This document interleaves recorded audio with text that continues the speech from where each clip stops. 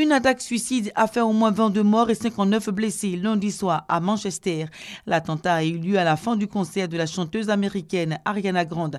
L'assaillant est un jeune homme de 22 ans, Salman Abedi. L'attaque a été revendiquée par l'État islamique. L'Éthiopien Tedros Adhanom a été élu mardi directeur général de l'Organisation mondiale de la santé. Ainsi, il devient le premier Africain à prendre la tête de cette agence de l'ONU. Ce spécialiste du paludisme, âgé de 52 ans, l'a emporté au 3e tour des élections. Il succède à la chinoise Margaret Chan, qui a dirigé l'OMS depuis 2006.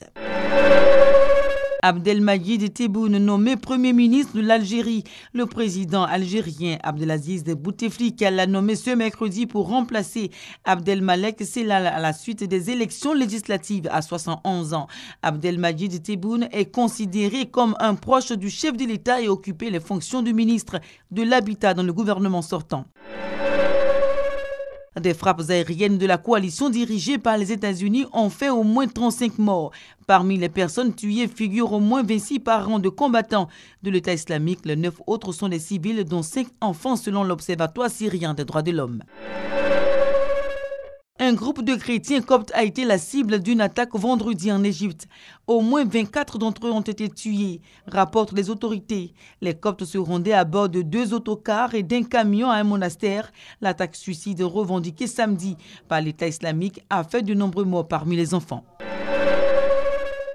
Samedi, à la fin du sommet du G7 tenu à Taormide, en Sicile, en Italie, les 7 chefs d'État et de gouvernement des pays les plus riches au monde ont adopté une position commune dans la lutte contre le terrorisme, mais ils ne sont pas parvenus à un consensus sur la question climatique.